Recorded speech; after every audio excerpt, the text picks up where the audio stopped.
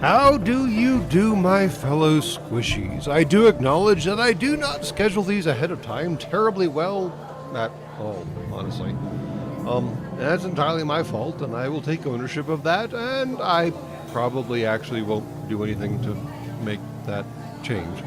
But regardless, let's all be appreciative that we're all here and participating in this grand endeavor that is, live streaming here at Sacred Cow Shipyards.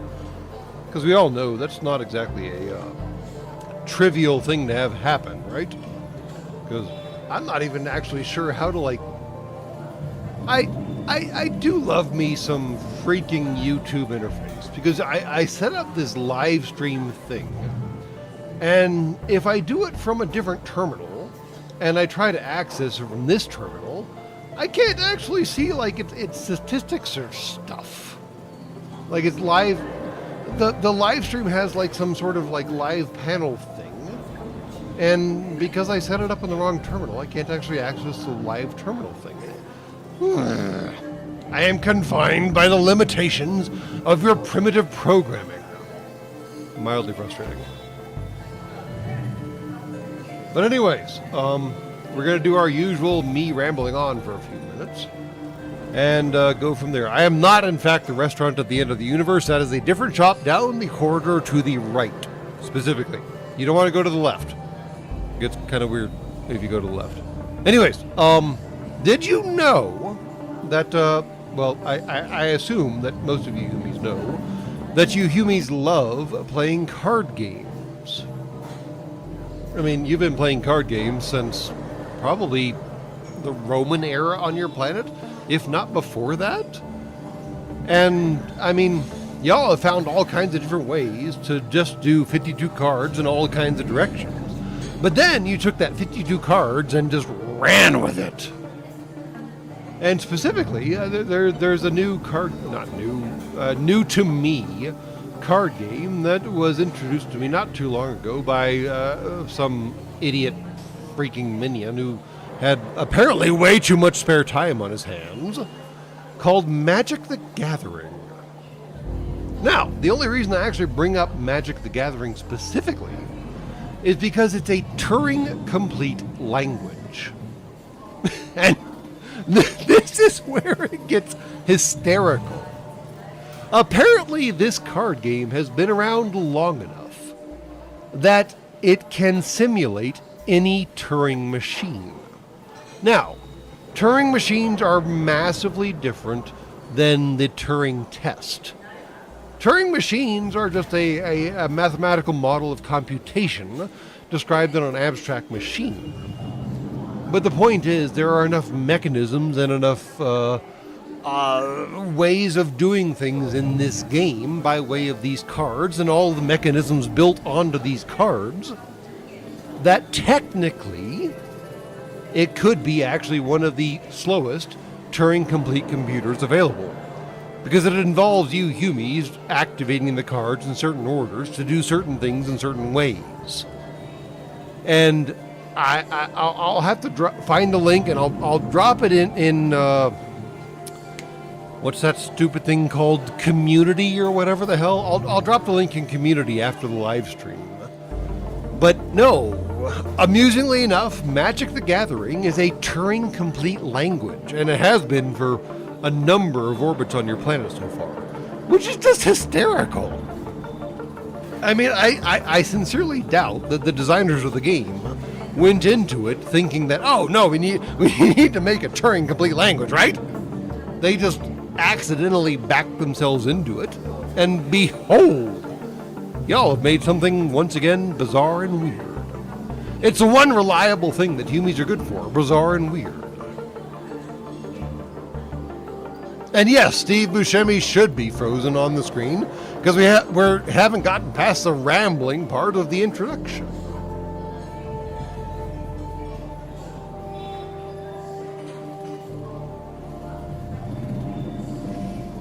Well, thankfully, Sita Montalado, thankfully the YouTubes have not actually been able to put probes in your brain yet.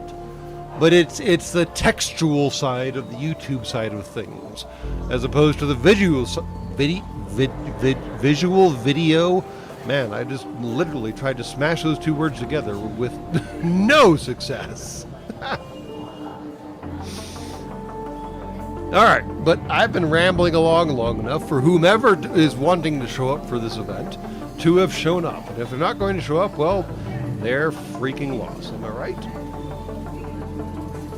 So, let me figure out all the buttons yet again, because I always have trouble with that. And we will continue, in fact, with the FTL multiverse exploration that we attempted a little while ago. I think we got through just the one level, and then I got distracted by interstellar trucking, which did not go well. Apparently, refueling your truck is more complicated than I thought it was. Also, apparently, either the tanks inside of the cabin of the truck are much larger than they imply, or the trucks use much less fuel than we would think they would. Because apparently you can refuel your truck out of 5-gallon, if you'll pardon the term, jerry cans, and that somehow makes everything better. Now, I don't know a great deal about quote-unquote trucking on your planet, but I'm fairly certain that most of the semi-tractor trailer rigs on your planet consume more than 5 gallons over the course of, like, I don't know, 10 miles. And they're telling me that these trucks are going interstellar on, 2 5-gallon cans. I don't know. We'll revisit the Star Trucker, Space Trucker, whatever the hell that game is, at some point in the probably distant future. In the meantime, we have a plant on this ship that is our absolute beast at hand-to-hand combat, which I still think is kind of funny. At least one new hull. I'm not sure what that means. We'll figure it out as we go. All right. I do believe we have popped out into the Orchid territory, and I'm not sure why we're trying to fight with the Orchid. Oh, we're not. They're friendly. Fantastic. All right. Anyways, we have our usual batch of miscreants. Probably easier to view them on the crew side of things. Maria Tomas, who is the absolute, what's that game again? Plants vs. Zombies. He's the bonk choy of our crew, if you get that joke. And if you do, you're my kind of humie. And then we've got some other people sticking around, like, Sticky, who's a Zoltan, and he glows. Not really sure why he glows. The old Zoltans didn't glow. Zoltan, rather. Not odd. Anyways, moving on. Let me check up on chat.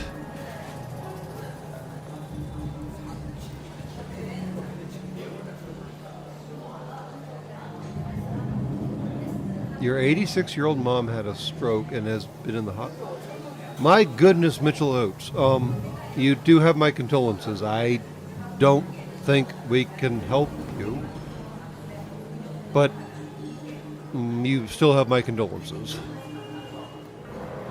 I have a game recommendation for you, Doc Master. Chaos Galaxy. It's like Romance of the Three Kingdoms, and you're assuming that I know what Romance of the Three Kingdoms is. In Space Empire Builder with turn-based tactics. Fascinating. We'll get there at some point, I imagine. Maybe I should start at Romance of the Three Kingdoms and then work my way there at some point. Also, I do like this little ship just hanging out in orbit with us. And there's another one down here. At least I hope they're ships. Otherwise, things could get painful. Alright. If I remember... Wait, there's no numbers. So these not quite rings, these lines, they're not lines, these curved indicator, oh, there are the numbers. Ah, found them. All right, in 3 turns, the rebellion, or the multiverse nightmare that has become the rebellion, will be here. But this, oh goodness gracious, this is a fascinating map. Speaking of Turing completeness and other weirdness in computer science on your planet, when you have the time and you're thoroughly intoxicated and probably low on sleep, you should look up the Königsberg problem. Is that the name? Hold on, I should look it up. Because The 7 bridges of, Königsberg. The 7 bridges of Königsberg. You should look up that problem because, wow. It's a fun thought problem. It's also apparently not solvable. And it really introduces you to the interesting mathematics involved in this mess. Because whatever direction we choose right now determines what we're going to be able to do in the future. For example, if I go here, I still have 2 more turns. So I could go here and then here. And then I'd basically be in a mad dash to get out. Alternatively, we could go upwise and maybe explore these systems, although they don't have any, this one at least doesn't have anything interesting in it. And then we're still in a mad dash out, just slightly different. And oh yes, I have forgotten, thank you, Strong Dream Wait Here. Strong Dreams Wait Here. I love that name. I have forgotten that, yes, you can tell how together I always am. We are still continuously doing a fundraiser for Dolly Parton's Imagination Library. We will do a fundraiser for it until we achieve $1,000 to donate to her library. Because after all, literacy is important. And if you weren't literate, you wouldn't know what beacon map said, for fornication's sake. Not the Koenigsegg! That's some kind of weird car, isn't it? I mean, it's a beautiful piece of art. Very strange car.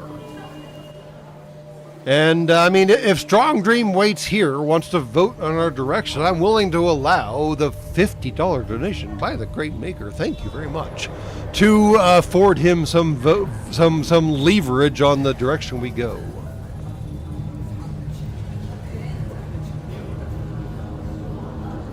So, to answer your question, Sheech Montellado, it's not actually you're paying Dolly Parton. The books cost money and the distribution costs money. And yes, she is actually contributing a massive amount of her money because yes, she does in fact have a fornicating mansion. And she does a whole pile of other things. But the money is mostly used for the what's it called in your planet? The last mile delivery problem. Buying the books have a cost. Distributing the books to distributors has a cost, but getting the books to the children has a somehow more significant cost because logistics on your planet are absolutely fornicated. So, yes, she is actually paying her way on those, but still. Alright, C4 is the answer? Well, C4 is always the answer. And if C4 is not the answer, you're asked the wrong question. The answer to the 7 bridges of Königsberg is to build a dam. I mean, it'd be funny that way, right? Because you fled the island. Alright, Strong Dreams Waits Here has not voted yet. We have 1 solid vote for going north. Up, whatever. Yes, Sheech Montellado, it's not for her own private library. She is, in fact, running a program that sends books to children of the ages between, I believe, 3 and, I think it's called teenage on your planet? I don't know what the cutoff is. But every month for Dolly Parton's Imagination Library, they send a single book to a single humie who is signed up.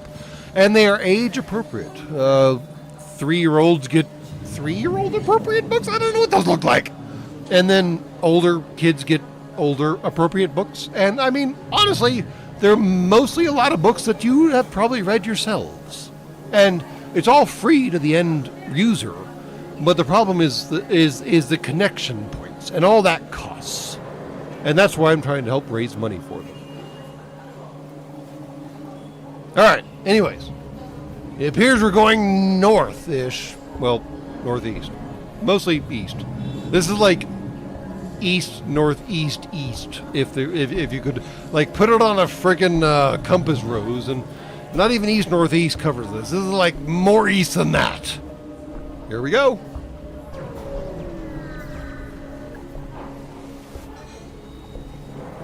A tiny Orchid civilian vessel awaits you at this beacon. They sign to you because apparently Orchids can't speak. A renegade! I never thought I'd really be face to face with one of you. Oh, wait! Here, have this gift. Thank you for your service to the Federation, Captain. I mean, come on! Wait a second. What?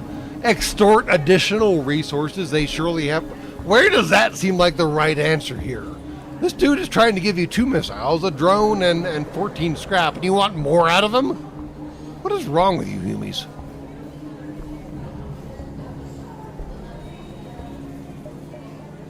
We're just going to take their offer at face value. Unless someone wants to make a massive donation, in which case I will do the stupid thing. But it will have to, like, I don't know, where are we? I think we're like $100 short, US dollars? If you want to go for it, you've got until whenever I push the button.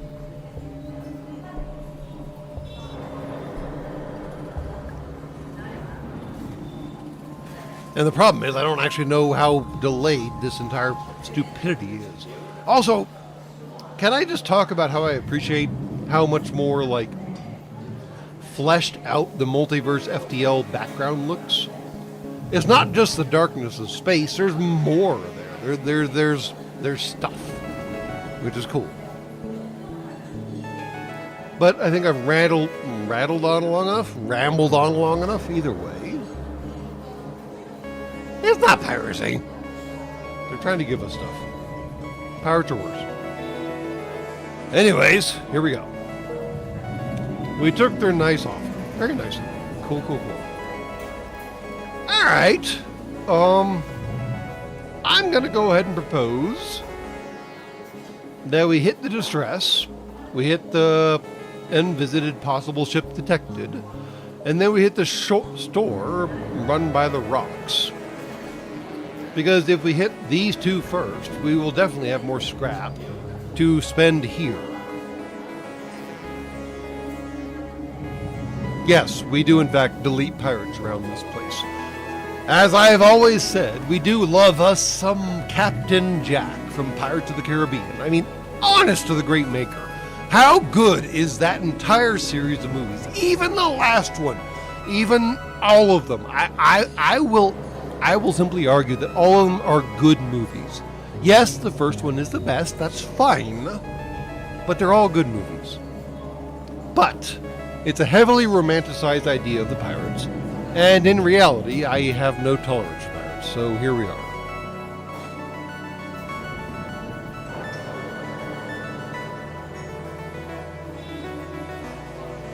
So you have heard of me. I mean, honest to the great maker.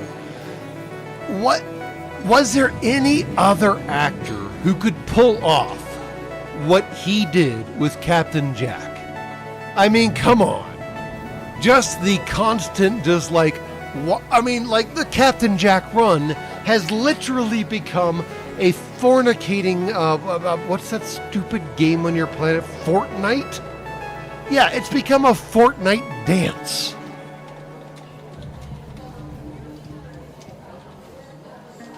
It's become a no-joke Fortnite dance.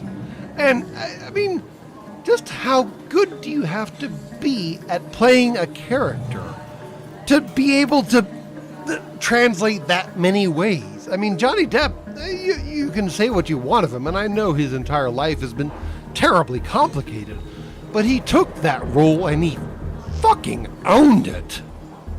And I have to appreciate that. Joe Pesci? All right.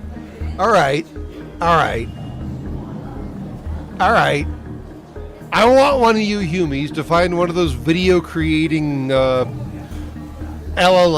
although that's the wrong term for the video creating varieties. But still, the not AIs that you have, and I want you all to tell it to imagine Joe Pesci playing Captain Jack, especially at the age that he was when the movies came out.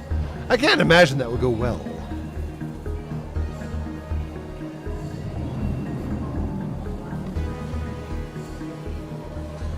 Hold on just a second.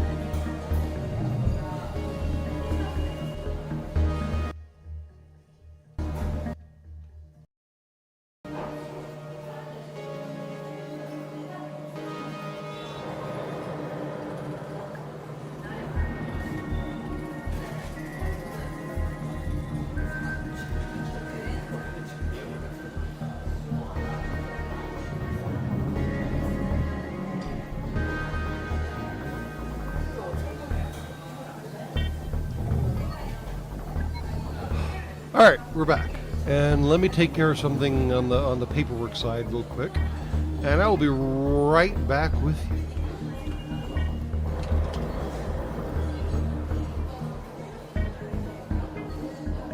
Please stand by, as the quote always goes.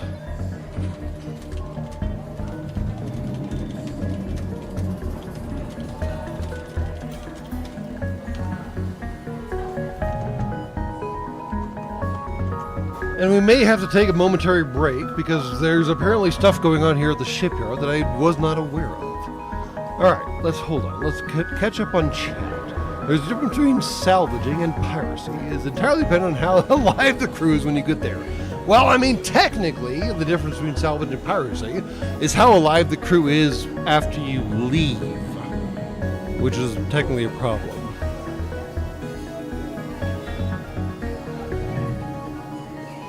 But that's how pirates do pirate things, right?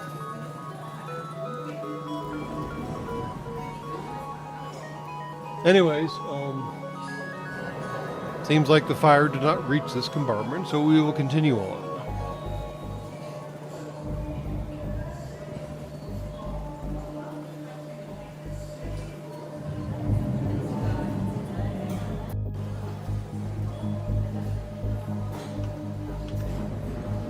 Alrighty then. We're gonna go just check out this distress beacon because why not?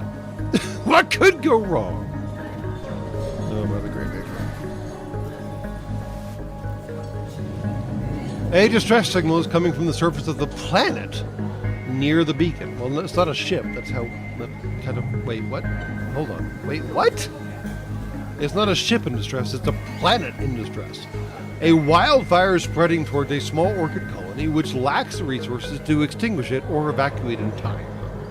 Help to evacuate as many civilians as you can, or this incident is no concern to us. I mean, there seems like a clear answer here, right? On the one hand, this could be a really sneaky way for pirates to get on board your ship, couldn't it?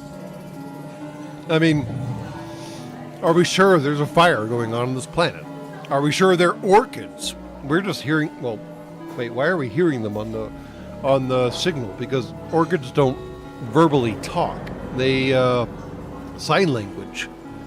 So maybe they have like a translation system to translate their sign language into auditory cues. I mean, yes. My first response is to evacuate the civilians. 100 and more %.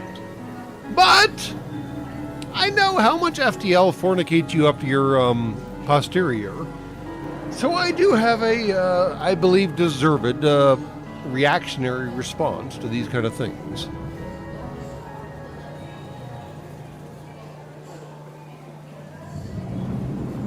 You would think it'd be pretty obvious to see if there was a fire. Yes, you're right, Poulter. But the game apparently doesn't tell me if we can actually see it. Although, again, still, the pretty background, and I assume that's the planet right there. But, yeah, let's help these guys out, I guess. The ecosystem on the Orchid planet is so vulnerable to fire that even your whole crew isn't enough to save the Orchid colony in time. You succeed in helping more hardy individuals, but most of the orchid seeds and babies are lost to the fire. I mean, is anyone surprised? They're potted plants. And we lost them all? Wait, we lost them all? What? I am so confused. We tried to help them and we failed, and they didn't penalize us or congratulate us. What? Okay. That's seriously depressing, Wake Roberts. I mean, I get that they're basically just potted plants. Wait, where's our potted plant? There he is. And I get that their motility is quite limited, but we lost them all? We couldn't even grab one? Well, that's messed up. What on earth? pour one out for the plants, I guess. Yeah, or pour one on the plants if you want to saute them. Fair enough. Moving on. And here I thought Fallout 76 was the most depressing game I had ever played. This game is in serious competition at this point now.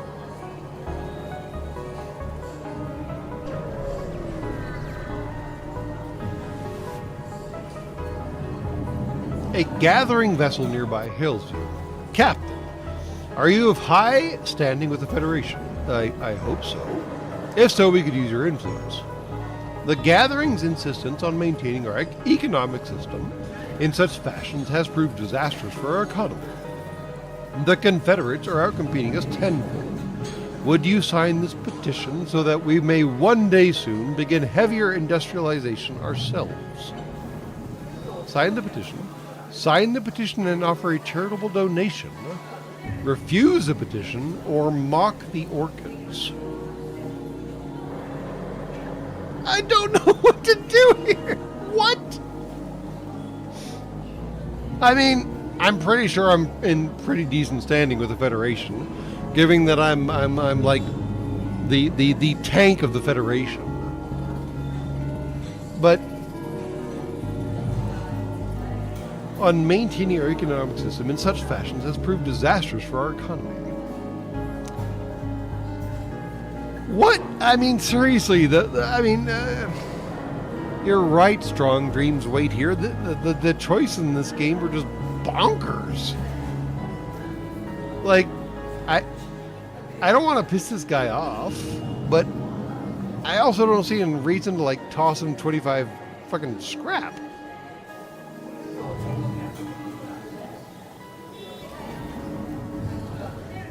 I mean, you're not entirely wrong, Master Ridley. The fighter does look doable in not the way you're thinking of ways of doing things. It's only got 2 weapons and not a lot of shields and not a lot of hulls, so we could probably manage that. But I don't want to piss off every single other Orchid in this entire system just by taking out this dork.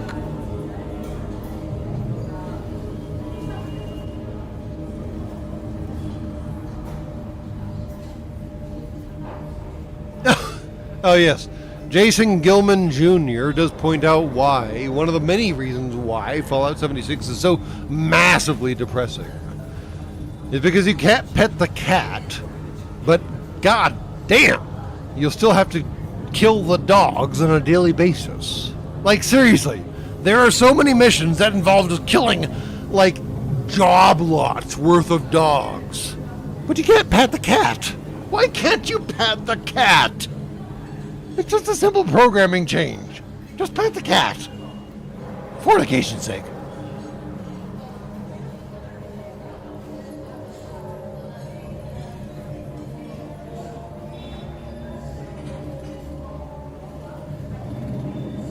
Plants dominate the rocket. No, so these are different plants. These are not earthly plants, Siege Amontillado. These are alien plants. These are orchid plants. Which, yes, I acknowledge that their name is the same as a plant on your planet, but it's not the same plant. They are sapient and sentient. It's an interesting mix. Do you get a reward for donating? I have no idea! Maybe worth an experiment? I don't have enough to go shopping in anyways, but if I destroy the ship, maybe I would.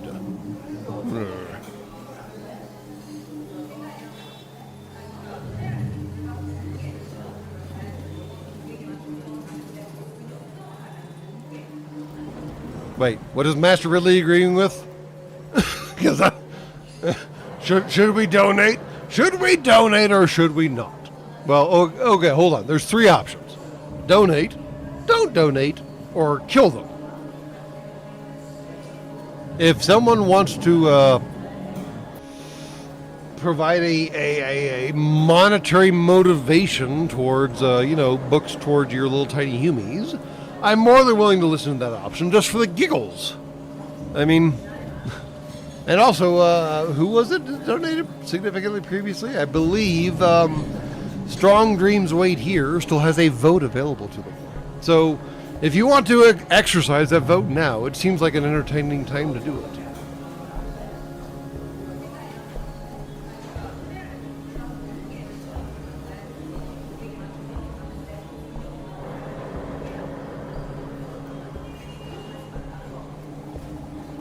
Let me give him time to respond to my challenge. Oh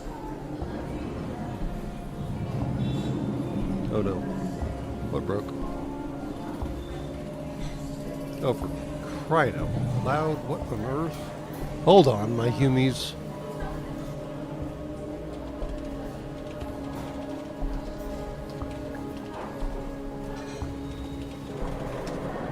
Apparently I broke something and I did not mean to break it, and I will need to unbreak it momentarily.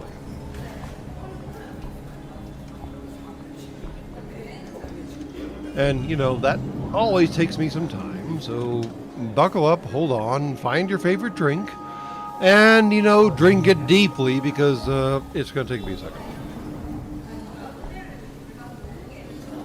Because, yeah. I always know what I'm doing, and I always know that I'm not doing what I'm supposed to do.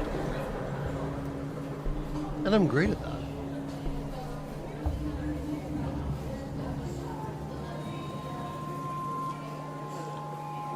Once again, please stand by until we can figure out what the hell's going on. Be right back.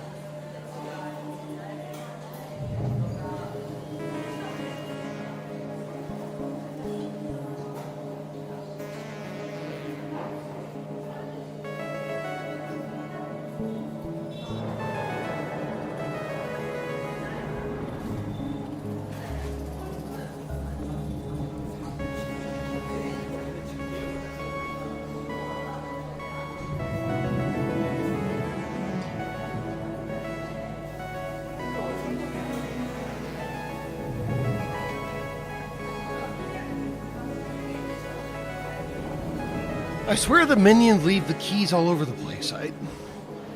It's as I keep telling you, it's impossible to find good help around here. Now, where was I? I was trying to fix something. For fornication's sake.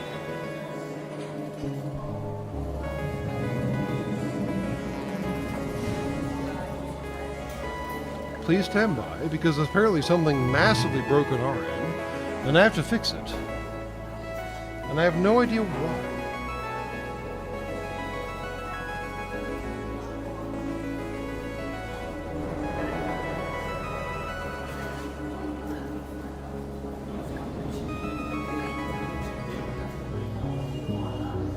Just as I keep saying, stand by to stand by, am I right?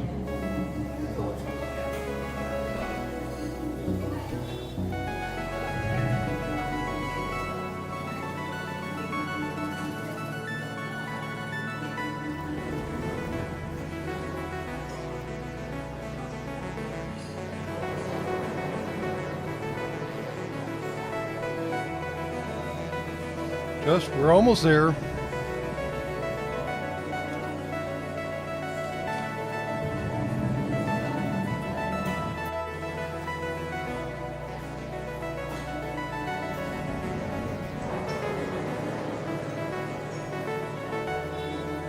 And I have no idea what's going on now. By the great maker. What on earth? Why?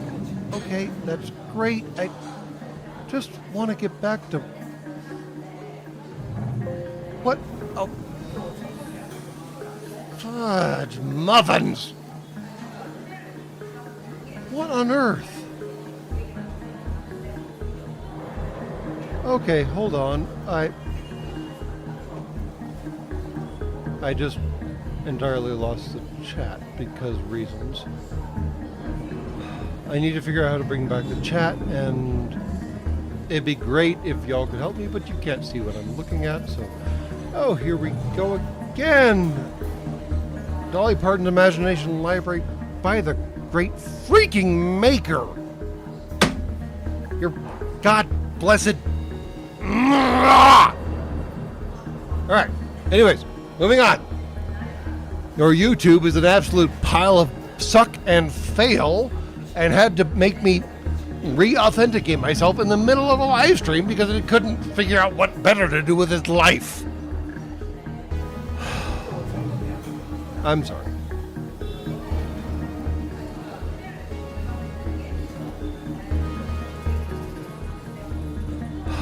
Alright, I need to catch up again. Where am I going now? Donate. Donate, donate. Signing the petition, good middle ground. Yes, fine.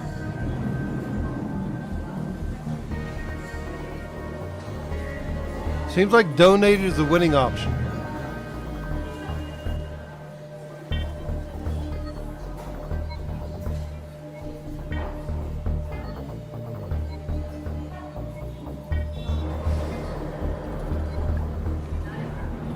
I have reached sufficient frustration with Google. Just yes, I mean the problem is yes, I actually don't know if all of my content is being reproduced on other platforms because I haven't actually kept track of them well enough, because keeping track of YouTube is by itself enough work. But I clearly need to start maybe making sure that actually works, because this is just getting annoying. Anyways, I believe sign and donate has become the overwhelming opinion, since we don't have enough currency to do anything else.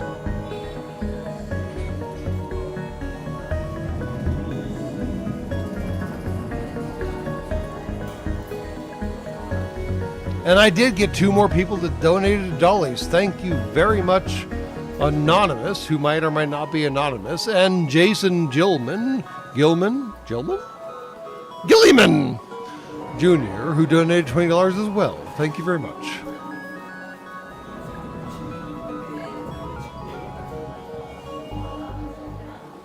All right, we gonna do the probably dumb thing? I don't know. We're gonna pay him. Why not? And yeah, it's a nice total. We are heading towards that $1,000 goal pretty quickly. I do believe. I think we came into this somewhere in the 840 range, but I'm not sure. All right, y'all. It was your choice. We get to pay off the interstellar missionaries. Here we go. You scribble your name on the paper, and also have your crew pass over some extra scrap from the cargo bay. Oh wow! May Sertelli Mencolo, okay, provide you its greatest bounties. I did not know foreigners could be so generous. Someday the gathering will thank you for this. We got a heavy kernel.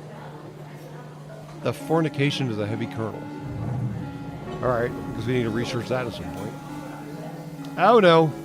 Notoriety decreased gathering. You have done a good deed in the eyes of the gathering. If you've gained notoriety from other factions in the past, you're more likely to be forgiven for them. But I thought we were in good terms with the Orchids. I'm not sure at this point. Alright. Let's see what this kernel doohickey thingy is. Heavy kernel. This weapon uses kernels of giant plants from the Orchid home planet as ammunition. Kernels behave like missiles, but also have a 35% chance to ignore their ammunition cost. How interesting. They take 2 power, 15-second recharge, 1 missile consumption, except there's a chance for ammo replication at 35%. They do 3 damage and 3 system damage, and 45 crew damage and 10 shield piercing. I'm not sure that's better than what we got so far. Well, mostly because what we got so far requires no missiles. In fact, these 2 dorks require no energy at all. Just something else to be energized.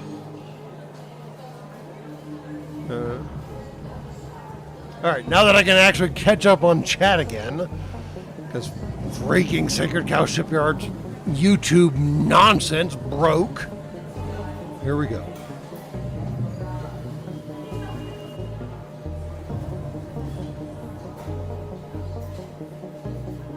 Wait, hold on. Master Ridley tells me that we are $3 above $969 for this for Dolly Parton's Imagination Library. And I mean, if y'all can bump me that additional less than $40, I will stop yapping about it. Because I'll keep yapping about it if you don't.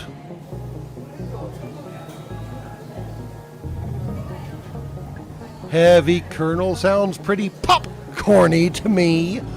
by the great maker, Master Ridley. I thought I was tapping into dad jokes for titles of episodes, and here you are just whipping that out and laying it out on us. I mean, by the great maker, could you just get off the stand for the whole town before you do that? Because, woof, man.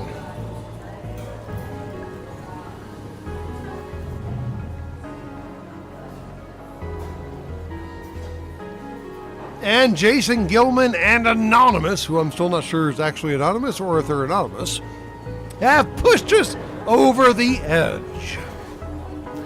And y'all are, as always, great maker-damned beasts. Here we are, $1,000 for Dolly Parton's Imagination Library. Trying to get you, well, not you tiny humies, your tiny humies if you have them, and other tiny humies. Wait, hold on. Jason's ratting out Anonymous right now. Not sure how he knows that, but let's just ignore that. Oh, we're going above and beyond. All right, as I said, like I said, y'all are just so, I mean, honest to the great maker. Literacy is important. Books help. And books that kids want to read really, really helps. Your tiny humies have desires. They want to read picture books to start with. And then they move up to other books. And they move up to other books. And all of this is built into the Dolly Parton system. And she just tosses these books out like they're candy. I mean, last I saw, I think she sent out 1.3 million books. That's absurd. I mean, I don't even know what kind of volume 1.3 million books would fill, but it'd be pretty fucking big.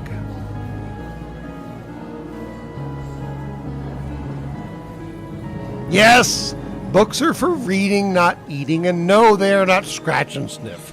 Although I guess if you scratch them hard enough, fast enough, they might sniff something. Regardless, as always, thank y'all. I do appreciate y'all supporting my weird edge case hobbies of getting tiny humies to read. Because if enough of your tiny humies read better, maybe I can just be less cranky in the end. Because I mean, a lot of the stuff I crank about, well, crank about was the wrong idiom, but regardless, we're going to roll with it. Are because I'm not convinced that a lot of y'all are fucking literate. But regardless, here we are with the heavy kernel.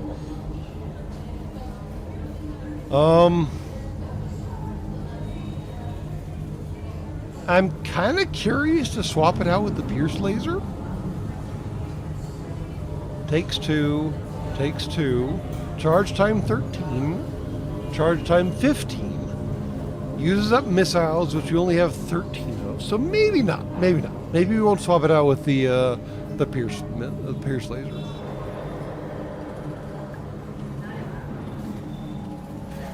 So maybe not. And these two guys we're keeping around because they're just so funny. All right. Let me catch up with chat while y'all argue amongst yourselves about whether or not which weapon is best. The rad beam is, the rad beam I'm still not sure about.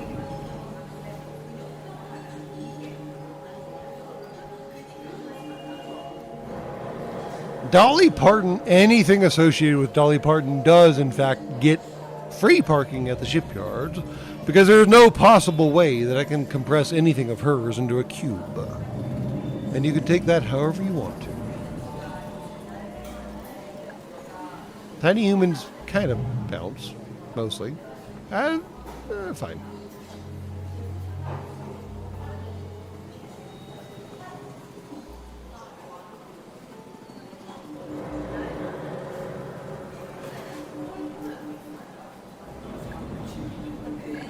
Oh my great maker, Poulter. All right, Poulter, you've planted that seed. It may grow up to something in the future, but the books that your educational systems specifically in the North American provinces, require your humies to read. It honest to the Great Maker seems like they are specifically disincentivizing tiny humies from reading. They are assigning books that no one wants to read, not even the fornicating teacher, and then forcing them to talk about these books that no one wants to read. And it's just, I mean, if I invoked what's that absolute nightmare book? Hold on, going through references, gotta chase it down. Oh, right, Catcher in the Rye. I believe once I invoke Catcher in the Rye, that will kick off a whole new conversation thread, and it will be probably entertaining.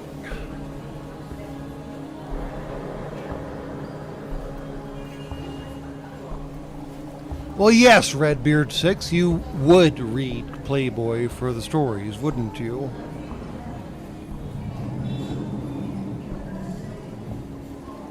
But anyways, now that I've spun y'all up and pointed you in a different direction, I'm going to play the game by myself. Thank you very much. I'm not at all strategic in what I do. Oh, totally not. Well, I ain't got nothing to buy, so I guess we're going up to the rock store. Let's see what they got.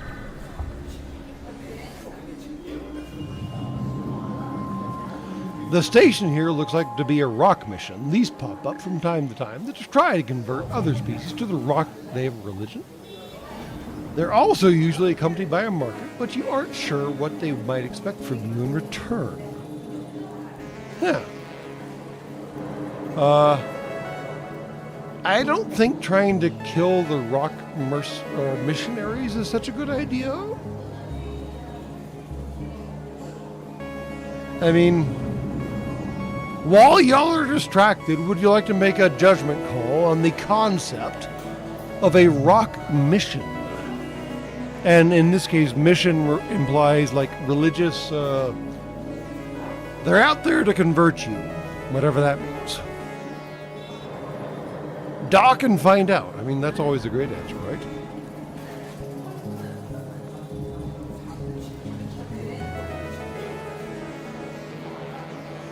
I mean, on average, I do like the rock, so let's find out what's going on. You're stopped by a rock man with a long staff, topped with a skull of a former heretic. Okay, now we're getting weird. Do you know the holy words? Are you pure? Prove yourself, or face the might of the Inquisition. Okay. I am suddenly less sure about docking with this station.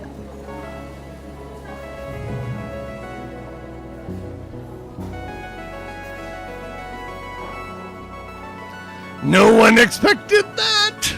Thank you for dropping the obvious joke, yes. So, should we pretend that we're playing along? Should we pick a fight? Or should we try to peaceably leave?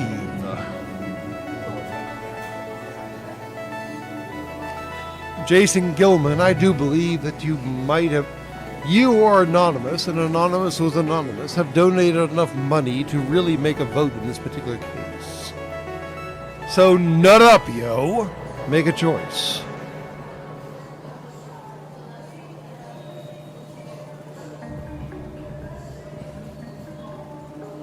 A stony gaze. I mean, if a stony gaze was an option, I would ride that dad joke to oblivion, but sadly no. Try and bamboozle them. All right, here we go. It's going to go great, I'm sure. The Rockman laughs. Then prove it. Recite to me Rothetti 78598. Oh no. We have a floral crew member who might possibly know it. Oh no. So we can bullshit our way along, but maybe not that far. All right. Well, we might get in a fight either way, but it's going to be an entertaining fight regardless, right? Here we go, because the blue answer is always the best one. The floral crew apologizes that they are biologically incapable of replicating the verse precisely. They offer to instead use a similar piece of scripture to their own religion, doing a bizarre dance punctuated with a release of a floral scent. The rock pauses, but nods. Very well. Though you are incapable of replicating the holy words, you understand the spirit. Well, our potted plant comes through again, yet again. Wow! I did not see that going our way. All right. Do we think we should sell either the heavy K or the Pelta? As a reminder, the heavy kernel behaves basically like a missile, but does weird things. And the Pelta is a radioactive beam that does no actual damage aside from to crew. I kind of want to sell it because it seems marginally offensive. At least to my sensibilities, but let's see what they got to sell. Let's see what they got to sell, I guess. Ooh. Ooh. Ooh. Auxiliary systems. Mind control? We have mind control. Wait, what? And drone control. What? We have no drones, so I don't care. Flak. A smaller, lower power flak cannon that shoots 2 projectiles and recharges quickly. Godendag. A powerful anti-hull beam that, when wielded against the right ships, can be stronger than even the glaive beam. Nice. Takes 20 seconds to recharge though. Dang. 2x hull damage on systemless runes.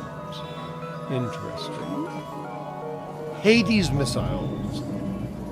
This missile is loaded with explosives, which will always start a fire on impact. Well, that makes sense. Hades missiles. Whew. Rockman Outcast. A dangerous Rockman refugee who is banished for opposing the Rockman elders. Inherited rock stats. 0.5x speed and stun duration. Fire immunity. Fire immunity is nice. Orchid Caretaker. Overwatchers of the Gathering's gigantic garden worms and peaceful monks make for powerful support crew, but are weaker on their own.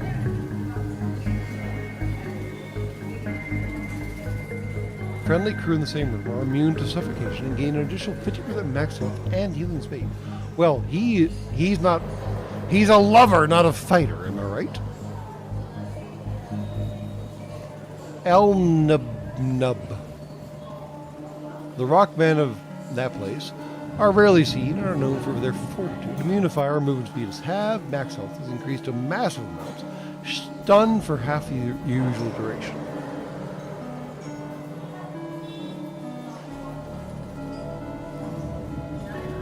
I mean, I am tempted by the additional potted plant. Let me catch up with chat here. Because y'all have been talkative. My goodness gracious.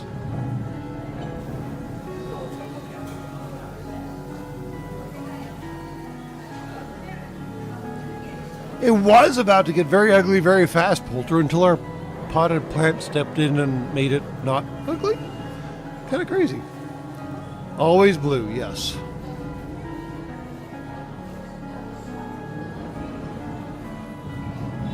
Sell both of the weapons, really? I mean, that'll get us 30 and 25, so that'll get us 55 total. Maybe a 27 on top of that, so that'll get us 83, I believe.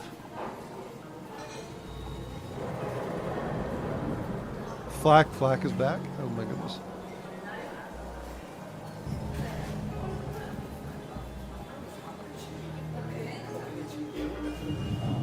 But see, selling these two does not mean we're going to use the actual flak. I mean, all right, 1 power, 10 seconds. Well, I mean, I guess it's technically better than the burst laser. One base hull, one system, 15 crew. One base hull, one system, 15 crew. Okay. Fire chance 10%. Fine. Breach chance 10%. Adjusted 10%. So... yeah, it seems like the flak is actually better.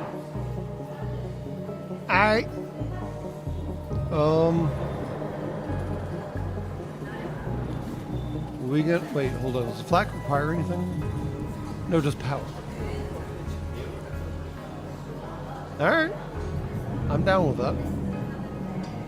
Where do we put this guy down here? We gotta set, alright. I need to take care of something real quick while y'all talk amongst yourselves. You can decide which system we're gonna remove, because we got the rad beam which just murders crew, literally. We got the popcorn cannon, and we got the standard Mark 1 Mod 0 burst laser. And I'll be back momentarily, and I hope by then y'all will have decided what we should do. Because I do like that flak cannon. Now, who pointed that out? I mean, a lot of you have pointed it out, actually. So we're gonna see what it does. Maybe it can't be aimed, maybe it can be. We're gonna find out either way.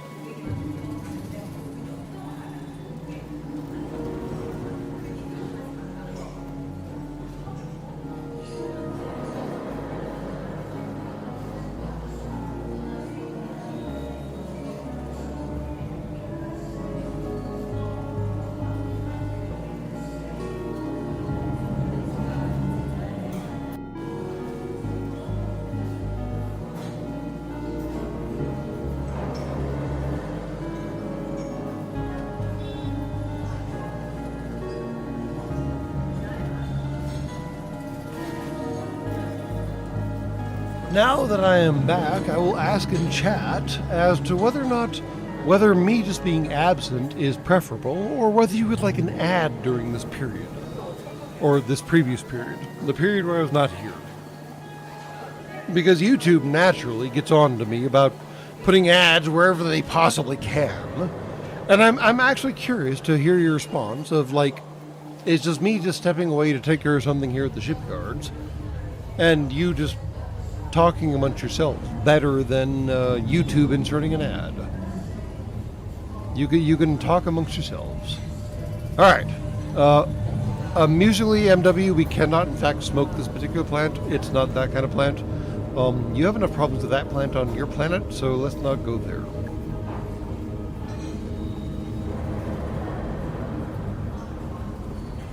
The rock crew members recharge weapons faster if you put them in the weapons console. I did not know that. Thank you for that. Very significant detail. Strong dreams wait here. I have no idea what the final boss looks like, Internet Gravedigger. I have not played this version of FTL before, so we are all finding it out as we go.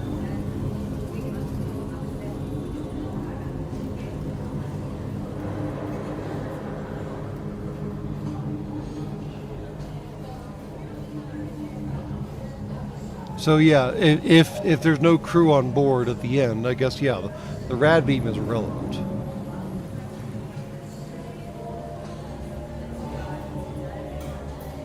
Absent over ads any day, and also ads are awful. Well, thank you, Monkey23 and Pelter, for putting in your input. I honestly do appreciate that, because I don't actually know. I mean, to be perfectly blunt with y'all, I don't think I've ever actually watched a live stream. So it's fascinating to me that y'all are watching me live stream when I have no idea what I'm doing, because I've never actually watched one of these before. But I stumble and bumble along, and it's funny, and y'all watch it, and that's okay. And as always, and as previously mentioned, thank you again for pushing our Dolly Parton's Imagination Library fundraiser over the $1,000 limit.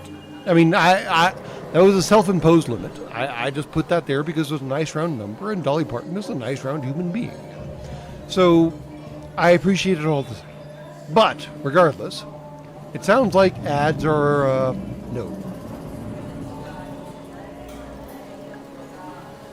All right, we should definitely sell the rad beam. It sounds like the Pelta. I mean, honestly, it was a pretty impressive weapon, but I get why now we're moving into the later stage of the game, why we should get rid of it. I don't think that got us enough to get... Oh, it did get enough. It did get us enough to get the flak. So we can just buy the flak, save the burst, and maybe do something else with it later, which I think I would prefer to do. Or... if we sell the burst, that's only 25. If we buy the flak, that's 45. Math is hard. Yeah, really, that's 60 total. We can't get a new crew member if we sell the burst and buy the flak. If you want a new crew member, I think we need to sell the heavy colonel. And honest to the great maker, the heavy colonel kind of amuses me, so I kind of want to hold on to it.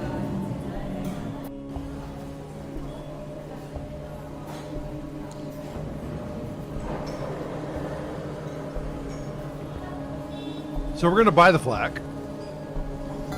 Why not? Rearrange our equipment a little. That's better. Now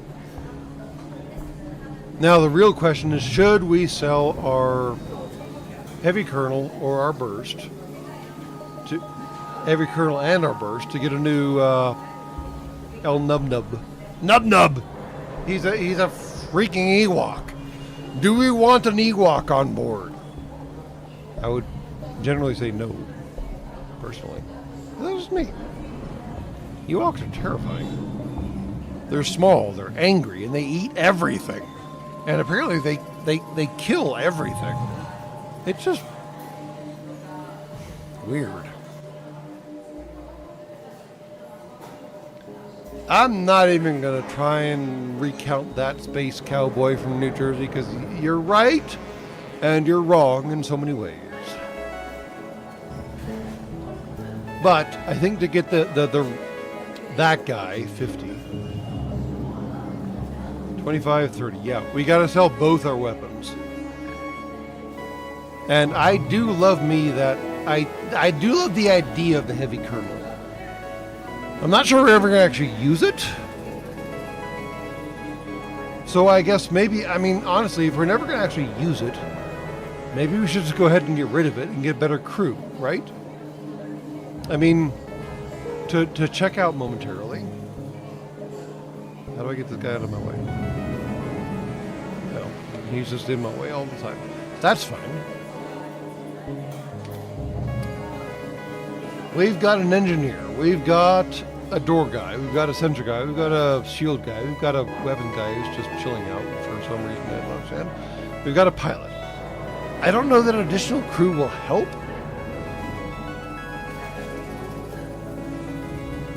I already have the Kentucky Colonel, man. The rock is fireproof. Yeah, you're right. Yeah. What is this?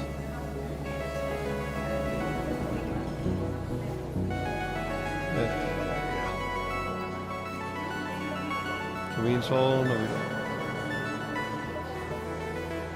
Can we install the number of left? Have we done a scrap?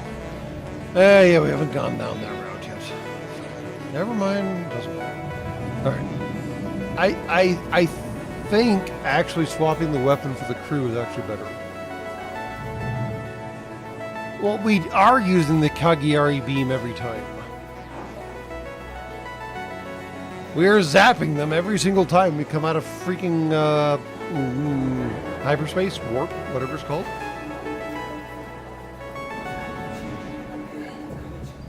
Or no, we're using the preemptive ion blast every time.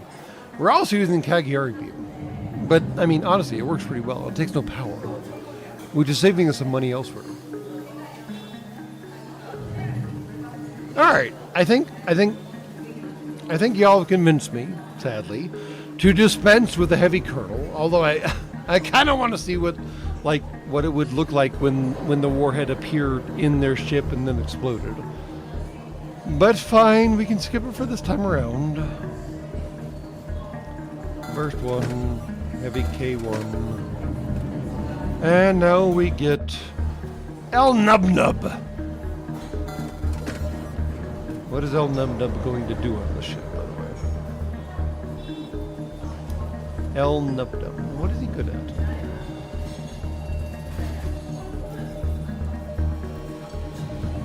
El Nub Nub. He's not good at anything so far. Can I put him in the O2 section? He might do something useful? No.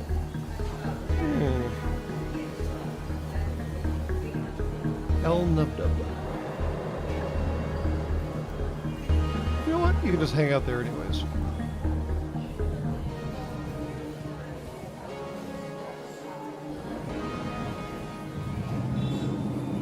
I can't see where he could charge the weapons faster because his abilities aren't that related.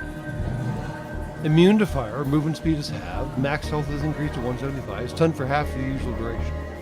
Those are his abilities. Now, I think it actually, maybe I should replace him with this guy. Because centrally locating our tank seems like a good idea. And our plant can do plant things.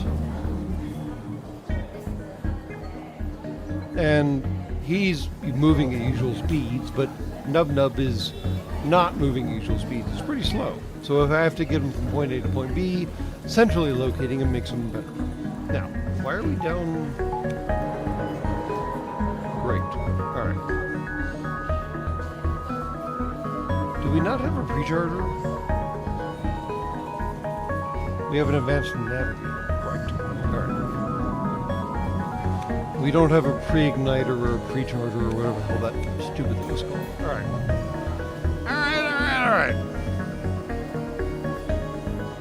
I don't think we can get there. Nope, we cannot. So we're gonna go here for the time being and see what's going on. Putting a plant in charge of O2 does, in fact, seem correct. You're right. Well, so the current buff on the shield guy, who was the shield guy? I think it was the plant guy. He was giving 10% faster recharge. But you're right that abandoning that benefit is a problem. But we're cross-training, yo. In case Tomas here catches himself on fire and burned down to his pot, we have Nub Nub to make up his difference, right? Or something like that.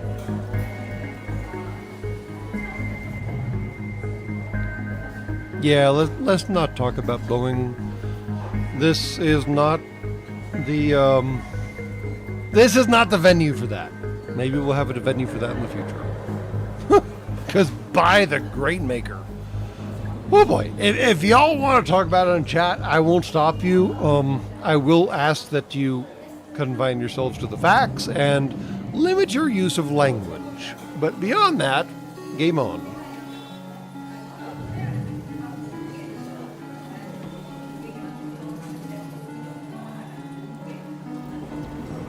In the meantime, I will keep just playing the game.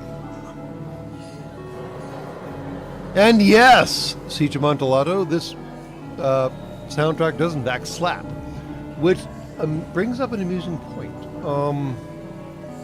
Where could we change it? There was a way to change it.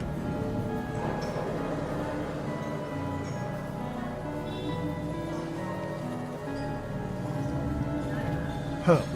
I have totally forgotten where it lived. Because there are actually multiple soundtracks available to us here in this rebooted FTL.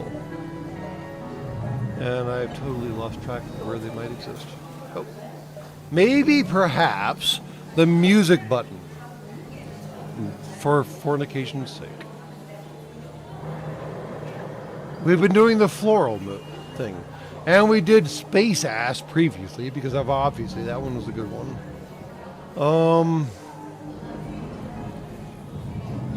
So I know a little about the culture on your planet, and I'm kind of curious what shining gives us. Because Jack is a dull boy, right?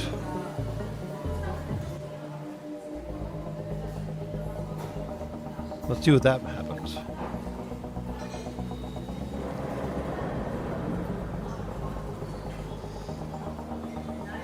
Alright, I don't hate it yet. It's kind of quick. A little quicker than I like to play the game, but that's fine. I mean, music styles are odd. Also, I don't like the change from the yellow to the orange for that, but that's again, personal preference. Anyways, I do believe we are heading this way to hit like all the systems we can before they catch up with us. Yes. Yes, Space Ass. Honest to great maker, Space Ass was a great soundtrack. I'm not even making that up. Everyone here who was there when we played Space Ass can back me up and say that it was pretty good. Not gonna say it was great, but it was pretty good. A gathering scout hails you, asking for the prudent services of a well-equipped vessel, whatever. They explain that the nearby planet, which they've been tasked to investigate, is a candidate for a terraforming operation. However, they've since heard rumors of a potential coalition spy operation hosted on the surface, and command didn't properly outfit them to handle such matters. They request that you investigate for them, and permit you to keep anything valuable you find. Well, I'm going to go ahead and go with the long-range scanners and scan the planet, because that seems like the better idea than just directly investigating the planet.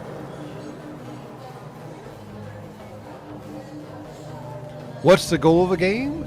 The goal of the game is to get to the end of 8 different sectors, either way, and defeat the final boss. Honestly, it's a pretty simple game when you get right down to it. Aside from all the combinations of weapons and crew members and everything else that you can pack into this kind of game. And also the fact that it's roguelike, so if I lose, when I lose, because it's highly probable that I will lose, I can't just load the saved game and start over again. I literally have to start over again. So this is why I'm angsting over every single decision, but normally the blue decisions are good ones. So here we go. Your scans reveal the location of a coalition base, just as the florals predicted. The base has only one active fighter vessel, but you doubt you'd be able to take the whole base down on your own without some serious firepower. Oh no. We don't have enough missiles to take down the whole base. So, get in a fight? Or call for some backup?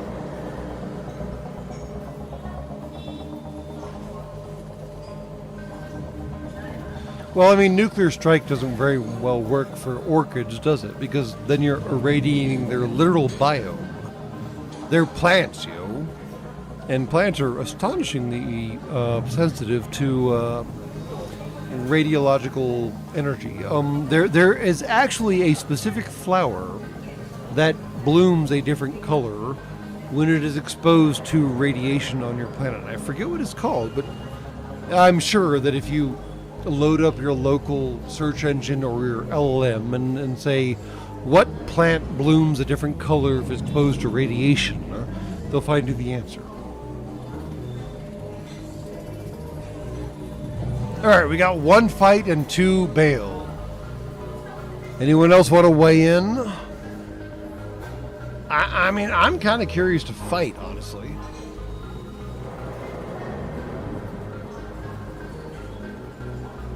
We got 2 fight now. It's split even. Nuke him from orbit. Here we go.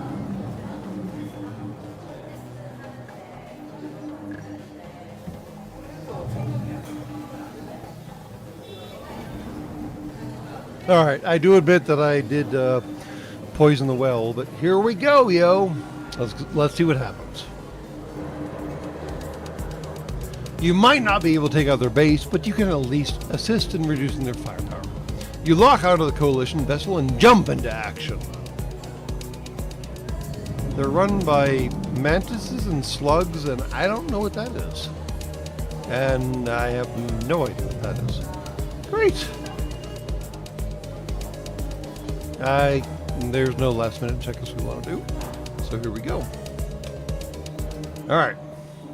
The pre-ion is going to whack out their shields as it always does. Because that's basically what it does. The Cagliari is going to try to slash through... Nope, can't do that. Their O2 and their engines, just because that seems evil. The Pierce weapon is going to do... Well, Pierce weapon is going to wait until we see what the flak thing does. And actually the Cagliari is going to wait until that happens too.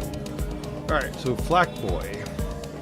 Oh, it does do massive, like, splooshy damage. Alright, massive splooshy damage.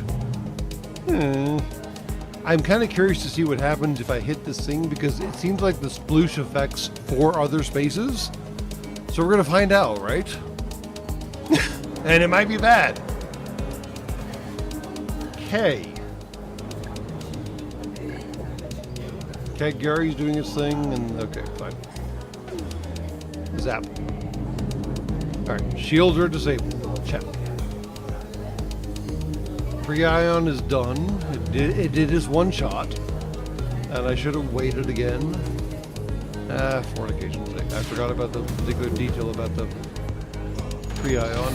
Boom! Oh, goodness gracious. It did, in fact, hit all 4, not 5. 1, 2, 3, 4. It hit 4 of the 5 freaking spaces. That flak cannon is a beast. Wow!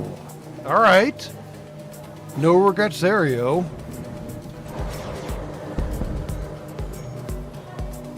Alright, we've taken out their weapons. We've taken out their cockpit.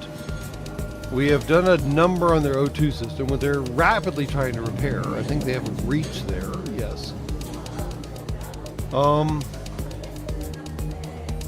Those just take energy, right? We're not losing any missiles. Nope. Alright, so we can flak. Let's just flak the cockpit again and see what happens. Because honestly, I'm kind of curious.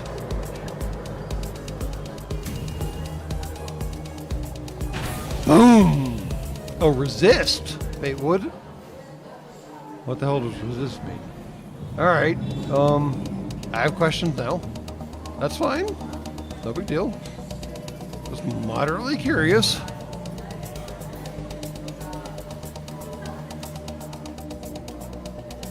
So they just resisted our flat cannon somehow.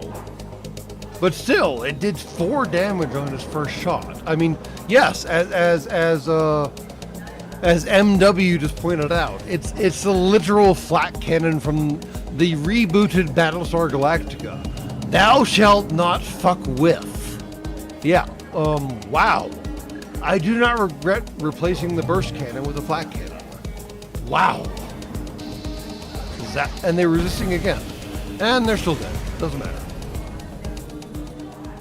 You've taken out the coalition ship, freeing you to report back to the Orchids. However, this won't be enough to put the base out of commission. Alright, we got a missile, we got a drone, we got some scrap. Cool. The Florals are thankful for your assistance, although highly alarmed at the presence of the base. It's the Weedlings trying to join the coalition. It's given them justification to start spying on us to try and win those swampland bastards over. Swampland? I guess there are plants after all. Hopefully, once we report this to command, they'll file a request for the Federation's support. Upgrade a reactor by 1. Cool. Alright, so maybe it wasn't the best choice to fight, but we did get to test out the flat cannon, which, by the way, is bonkers. So that's cool. I mean, honestly, that flak cannon. Woof! The resist detail is interesting. I need to look up why the resist is, resisting. Resistant! Yeah. Guess we'll find out.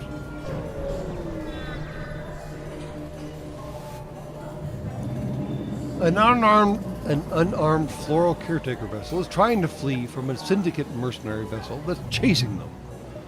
You have no idea what the reason could be. But should you do something to save them? Help the Orchid ship, bribe the Syndicate into leaving them alone, or avoid the conflict. Now, on average, as has been pointed out in the game, the Orchids are actually our friends. I mean, they're just plants, although apparently they're really obnoxious plants in hand-to-hand combat.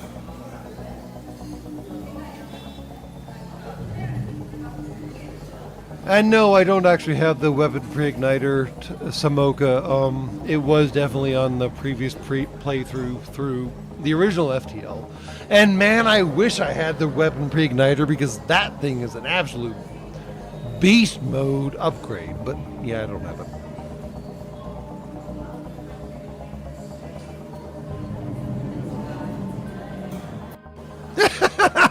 All right. Strong Dreams Wait Here does point out a valid observation. Syndicate sounds like a PC term for pirates. And you know what we do with those here. Now, I would offer as a counter interpretation the game literally called Syndicates that came out in your 1990s, I believe. But that game is a whole different ball of wax. And, yeah. It was fun, but you really had to figure it out fast. High learning curve? Learning curve? Whatever the term is. Alright, we're gonna help, because that's what we do, yo. You fire a warning shot and the pirate ship... so it is a pirate ship. There we go. Syndicate is, in fact, a replacement for the term of pirate. The pirate ship changes directions to you to face you. Ah, shit. Oh, wow. Profanity. That's new. Renegade scum. Of course it'd be you who decide to interfere with Syndicate contracts, which is technically true. And yeah, they do have drones. Well, this will be fun. Fine. Have it your way. We'll just kill you first. Good luck, yo. I don't think we need to do anything. Oh, fornication's sake. We could have crafted a missile for the last batch, and we could have helped them out with 15 missiles as opposed to... never mind. Too late now. It's fine. We have no repairs necessary. We have all missiles. And we have the flak. The flak. The flak. Alright. We gotta wait for stuff to charge up and then just take out everything on their ship. What is that thing doing? Ship repair drone. No. So it just like fixes their hull or something? Alright. Well, I got solutions for that. Shoot them more. Yes, the pre-ion is charged, but we're waiting until everything else is charged because once we drop the pre-ion, we're going to drop everything else on them.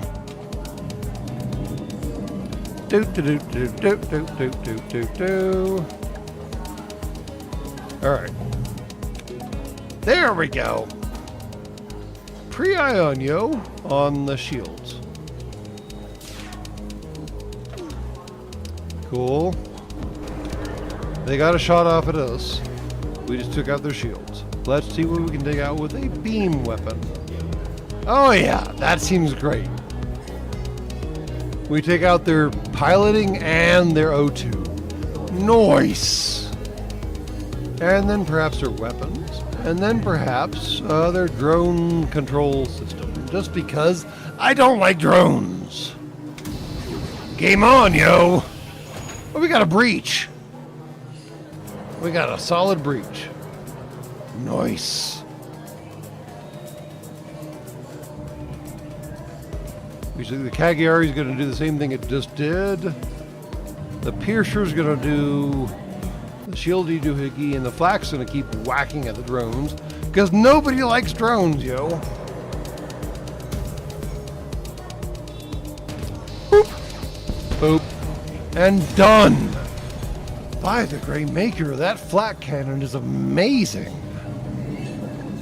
The mercenaries, they're fucking pirates, you dork, have been neutralized.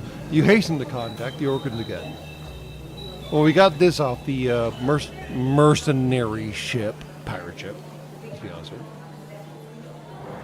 The vessel seems to have received heavy damage, and unfortunately their crew didn't survive the fight. Dagnabbit. Although you'll never know why the mercenaries are tracking them now, you suppose they won't be needing their scrap any longer, which I guess is technically true, but it somehow feels a little cheaty. More scrap, yo, I guess.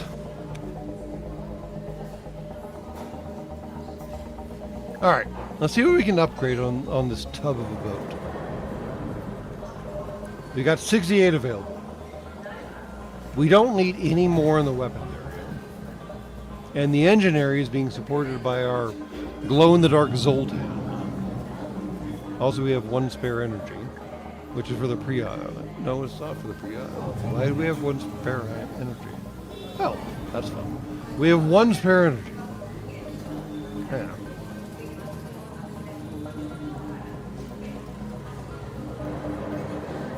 Maybe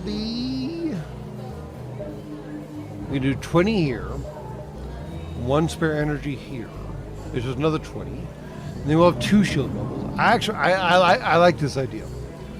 We spend 20 of our scrap, we bump the reactor 1, and then we take that bumped reactor 1, and we spend another 20, and we have now 2 shield bubbles as opposed to the 1 shield bubble.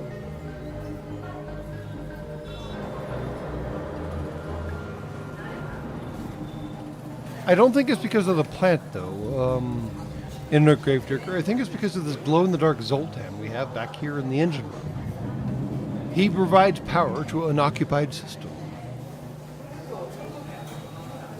And yeah, I am firmly of the opinion of more shield bubble, more better. But yeah, I mean, I admit that if I move the Zoltan out of the space, things are going to break, but you know.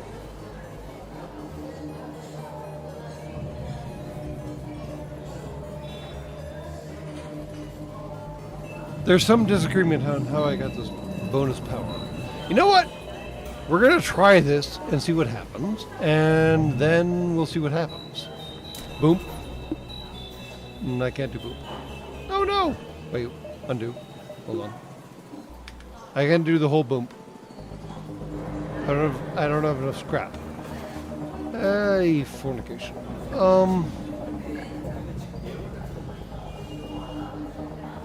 I need 70 scrap available. I don't got that. Alright, anyways. I guess we'll just hold on to the scrap then. And then we'll figure out this whole like math problem in the next time around.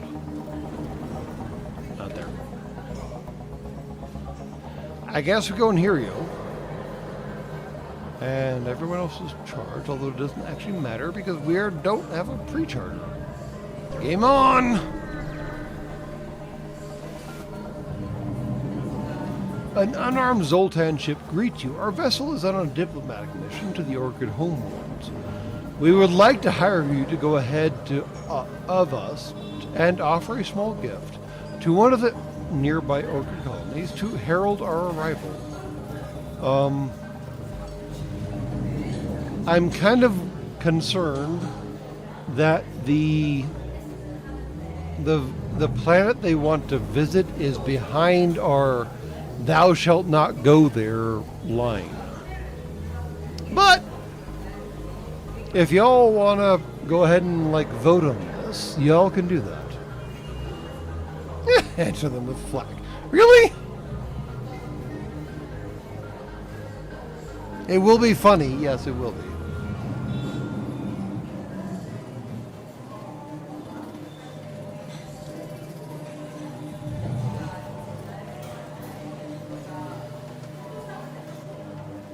We've got two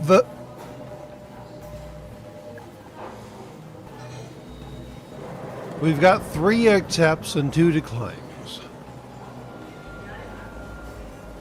Although I don't know that not delivering is actually like an option, honestly. Now we're at 3 and 3. Fascinating. I mean, we already have the flak yield. I mean, all right, HB Haga wins my vote because no one else was willing to put up money, so he made a convincing argument that I accept. It's novel, if nothing else.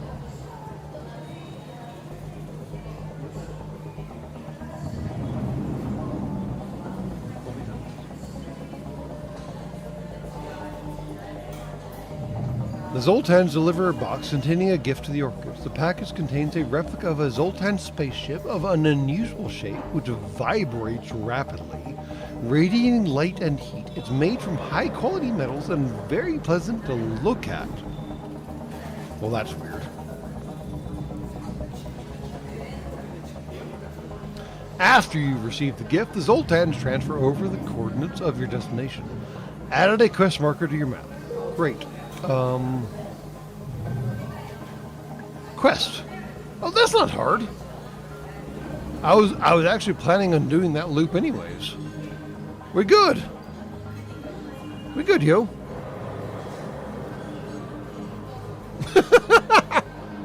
So Mocha, you can keep those thoughts to yourself.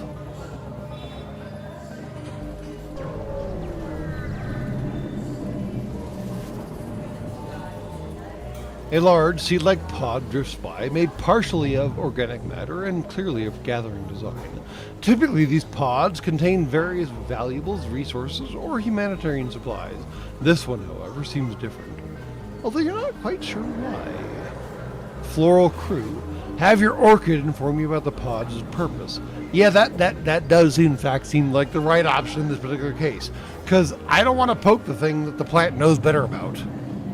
Because the plant knows better about it. Let's ask the plant, yo. Your orchid explains that it is a seedling pod made from the strongest of titan wood. They can contain numerous different things, from orchid crew to kernel weapons. Alright, yo. It's a trap. We know it's a trap. So, the best way to discover who's running the trap is to open the trap. So shall we open the trap? And you have no time to make this decision. Go for it. Space spiders. Yes, we've already fought those space spiders. And some other variation of FTL. YOLO. I mean, honestly, yeah. I'm leaning towards let's just see what happens.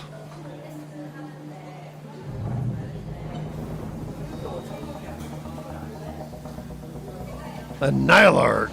Let's hope it's a Nylarg. That could be exciting. Alright. Disappointingly, you find nothing inside the pod aside from a few missiles. Looks like there's a weapon cache, although for whom you can't be sure because it's almost been entirely emptied. Satisfied that at least it wasn't booby-trapped, you can cut your losses and leave. A few missiles is 1 and 12 scrap. Yay, us!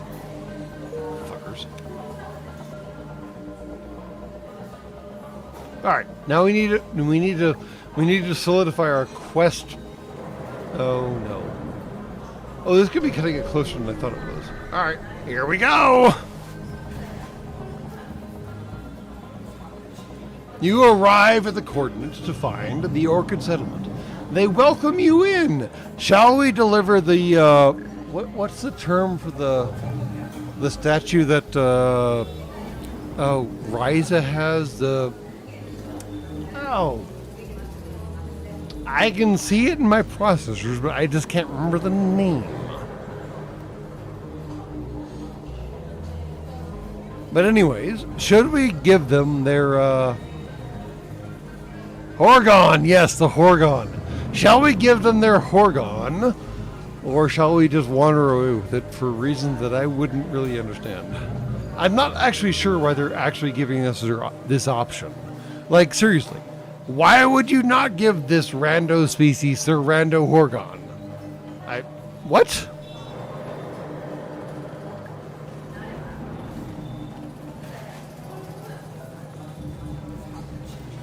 I mean, yes, everyone, thank you. I appreciate that the entire audience agrees that we should just give them their crap. Alright, fine. What? As you hand over the statue, it begins to vibrate with greater intensity. A message briefly plays. Filthy weed freaks. This was a trap set by the rebellion. Prepare to die. How would I know this? And then immediately explodes. The Orchid settlement is decimated by and your ship takes some damage. 3 damage to our hull, apparently. But that's not the worst of it. The Orchids blame you for the attack and send one of the remaining ships to attack you. Alright. I have some words to say about this expansion. What the... Alright. I got a fight on, yo. Some last minute checkups might actually help, because we can do some repairs? We can patch ourselves, yeah. Alright, we do 1 patch. Now we're waiting for the pre-iron to warm up, and what? Who would have seen that coming? Who? Alright. We are apparently engaged against a very furious pineapple. Because you can tell it's very furious because all the leaves are all like flayed out. Alright.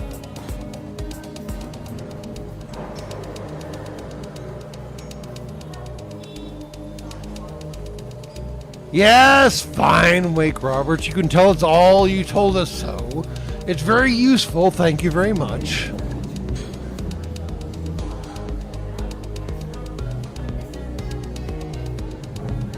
But now we're just in a usual fight. And I think, pretty sure, with its 1 shield, we've got this.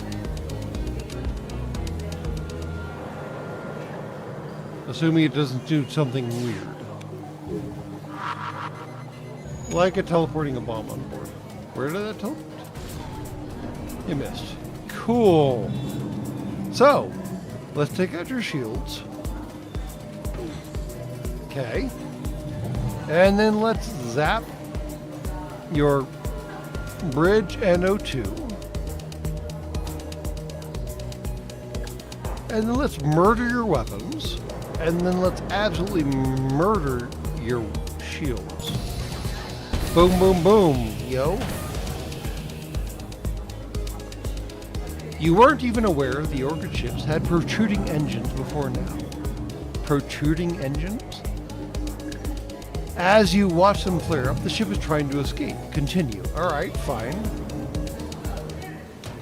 We clearly have to take out their engine before they leave. Well, we have a way of doing that. Boom. Done. How long does it take to build a massive plant-like structures of the Orchid ships? You wonder how much the Orchid's time and effort you just wasted. Well, that's not a great story. We got 3 jump fuel, 22 missiles, and 23 scrap, which I think will allow us to do what we wanted to do, to bump our shields and our reactor, yes. And now we can actually bump ourselves up to behold 2 shield tubes. win. Now, I think it's time to bug out, yo. Unless anyone has any, like, massively competitive opinion. It's time to leave, yo.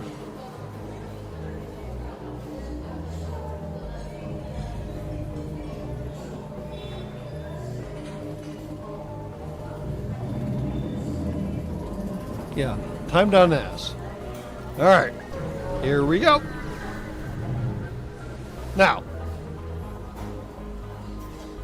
we can explore. I guess we haven't done anything else here. There's a black market hub here. You receive a message. These are dangerous times. You have extra military grade explosives. We will gladly pay you for them. Honestly, getting 45 scrap I think is awesome. But that's just me. We could attack the station, which I'm pretty sure is not the right answer. But I think selling off our missile stock, which we have no missiles for, is a pretty good idea. Because we're doing good enough as it stands with no missiles.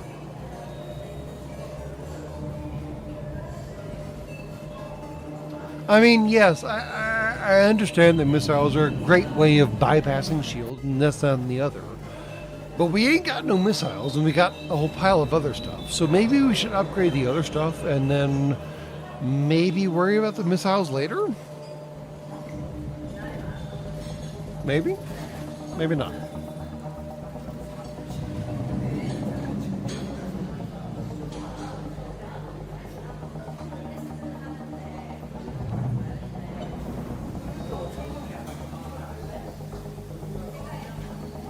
Yeah, so the pre-ion only works for the first layer of shields. After that, all the other shields are more complicated. But I think we're gonna go this route. Boom. Now, once we jump to the next sector. All right, whoever spent money, please tell me where we're going. Is it the Ministry Quarter, which is peaceful? Or the Republican Shire with a sail, but it seems like a hazard. I don't know what the sail actually means. Alright, so those of y'all who have successfully contributed money to this particular operation, nut up.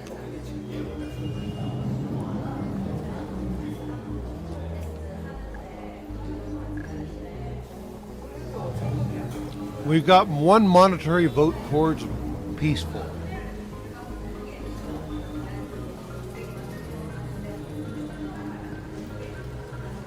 So who, I gotta scroll back, hold on.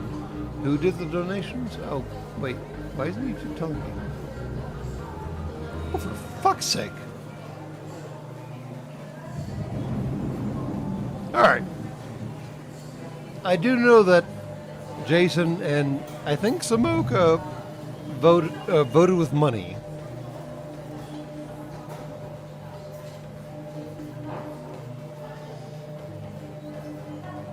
I mean, I'm not arguing with the Shire idea,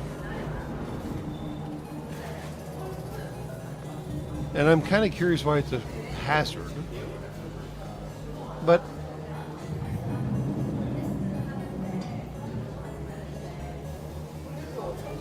Well, so Strong Dreams wait here raises a valid point. We have no scrap to use as currency. And the hazard area will guarantee us more scrap. At the cost of, entertainment. We gonna fight, yo.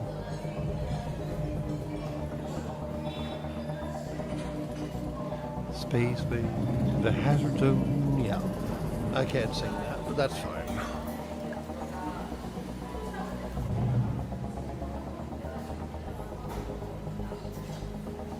Alright, we've got a mixed bag and a convincing argument. If anyone else wants to make a better convincing argument, you've got, half a minute, and then we're going to make a call.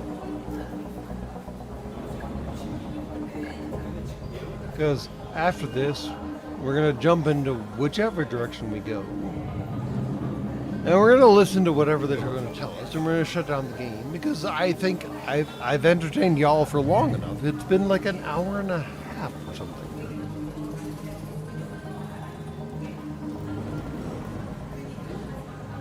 Alright. We're going to do the entertaining route, because why not? At this point, honestly, great pick, why not? Bloop. You've entered hyperspeed. You can feel the gentle vibrations running down the ship. How kinky. It could be relaxing. If it weren't for the giant space rocks flying towards your ship at alarming speeds every few seconds? What?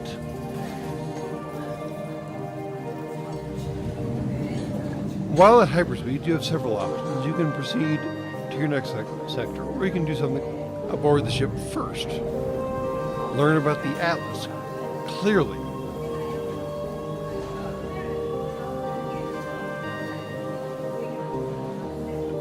The Atlas is, we've been through this, right? We've totally been through this. We've totally been through this.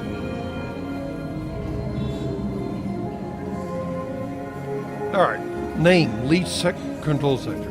Type, neutral but hazard. Unique, false. Yeah, okay. Dominant faction, Irgun Republic. Rebel threat level low. Don't expect your largest threat here to be the leeches themselves. They're kind of mostly stayed neutral towards the Federation. The risk lies between the Inquisition and the Coalition. Forces allied with the Republic. Be careful with who you confide in here. And try not to take too much advantage of the downtrodden citizens here.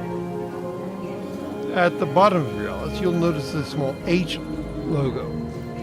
A sponsorship. It reads, "Come visit the local Hector Industries marketplace." Huh. Oh my great maker! I just want to get out of this game. Thank you very much. Why?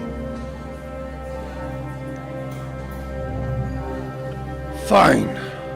Before you can finish exiting hyperspeed, you're greeted by an unusual advertisement. Greetings, valued Hector customer. This is Billy Hector, CEO of the Hector Corporation, speaking to you. As part of your new customer loyalty program, I am proud to introduce your new unwavering wage utility points. Each time you visit a Hector brand store, our friendly customer support vessels will add an extra UWU point to your account. Collect enough and you'll be able to enter our reward program. Happy shopping! The advertisement concludes and a cheerful jingle plays in your computer, followed by the motto, satisfaction guaranteed because you aren't getting your money back. Some observers have begun to refer to the leech sectors as forgotten fronts, and for good reason. A major war is underway here, but compared to the chaos of the multiverse war, few are interested in these events. Let's just hope they won't get in your way.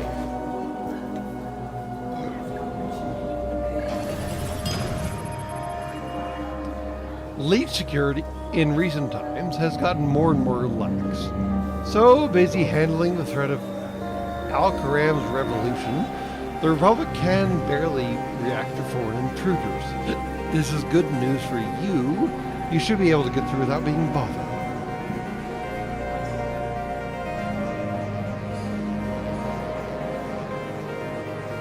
Alright, yo, what are we doing? Shall we parry? It's got 2 shields. We've got 2 shields. It's got a teleporter, which, well, we have some folks to take care of that. Shall we carry on, or shall we parry on?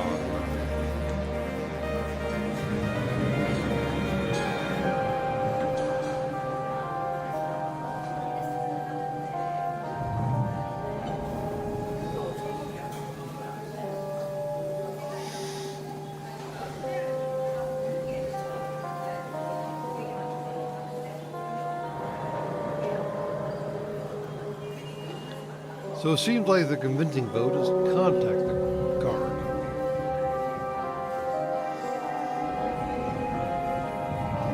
Alright.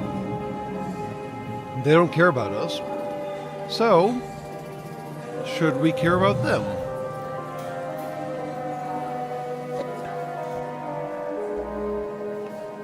I mean, I'm pretty sure this is a fight we could win. But is it worth it? It sounds like the majority of you are saying no. I will point out that not getting in fights does deprive us of, upgrades and so forth and so on.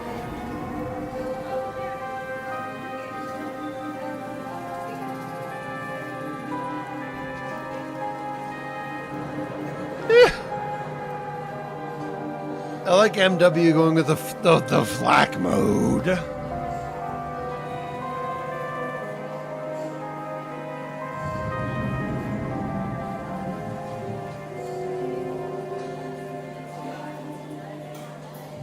All right. Everyone seems to be in agreement that we should just dodge this.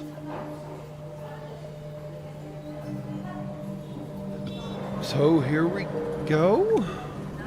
And we dodged. Nothing bad happened. Nothing good happened.